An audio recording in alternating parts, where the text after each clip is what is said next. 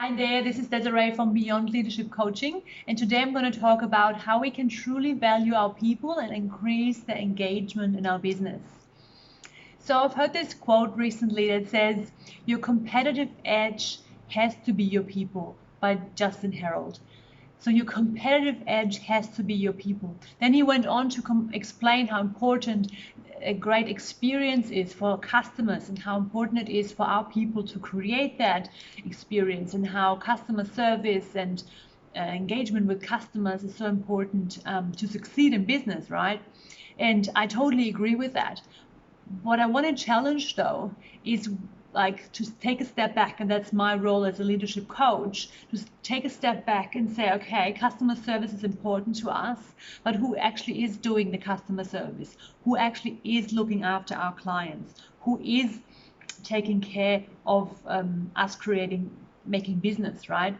So our staff, our people are so important, right? That's why I want to talk about how we can truly value them, because we do expect them to give 100%, to serve our customers, to be engaged in our business. We want them to show ownership, and at least that's what I hear business people say, is that actually, oh, I wish my staff would be more engaged, or I wish they would show more ownership. But may I ask you a few questions that actually challenge what we expect our staff? Are we having the same expectations on ourselves, right? So if we expect our staff to serve our customers, how do we serve our staff? How do we serve our people, right? How can we get them engaged? Are we engaged in their business, in their life, right? In their work? Are we open to their feedback? Are we open to when they want to take ownership? Are we open to their suggestions? I want to ask you, when was the last time that you've asked one of your team members for feedback on a decision you're about to make? You want to maybe an opinion on what they think about different options that you've got? Or have you asked your people recently how they're going at work, if they're enjoying working for you, and if not, what can be improved? Right? So, or even if they enjoy it, what can be improved? Do you have this spirit of excellence that you expect your people to give to your customers? Are you giving what you're expecting of your people? Are you giving that to your people? And I found that there are actually three big issues when it comes to how we truly value our people. How can we actually show and have them engaged, have them take ownership? There are actually three roadblocks that come in our way, where that are holding us back from allowing that in our business or in our team, in our organization, to happen. And those three things are actually a lack of trust, lack of appreciation, and lack of confidence. So lack of trust is trust is actually the currency of any relationship, right?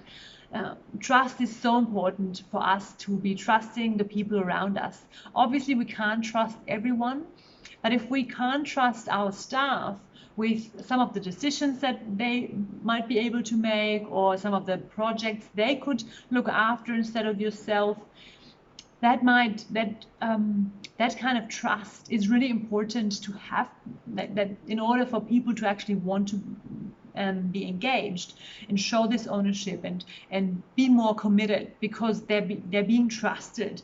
They're being trusted with what you want them to do, right?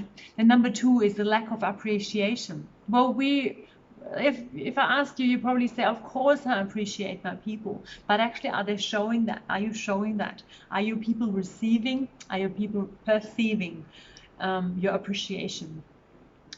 When was the last time you gave them positive feedback on something you've noticed? Not just once a year at the yearly review or your scheduled feedback conversation. No, randomly. I've read a great book a couple of years ago, actually many years ago. It's called Well Done, and it's so much about leadership that is leading by appreciation, by showing people they acknowledge that they're being acknowledged for what they're doing and for who they are. So that's number 2. And number 3 is lack of confidence.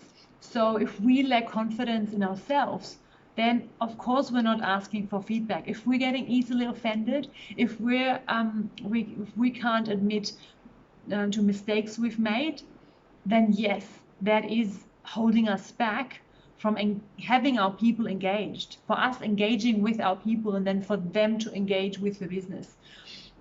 So I really want to encourage you to think of those 3 things and to work on them. Start building trust if you haven't, especially if you're only new in your role, if you're only new in maybe hiring people, you've maybe grown your business and now you've got to hire staff, and all of a sudden you're in this management or leadership position. That's very common that we struggle with trust. We don't want to just trust anyone, and that's very normal. Or appreciation, we might not be aware of what our people need. And confidence as well, because we're new, we sort of need to prove ourselves first.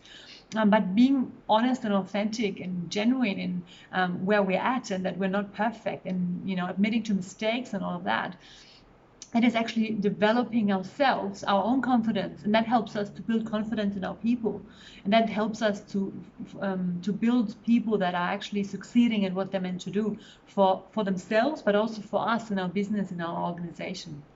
So I hope this has helped.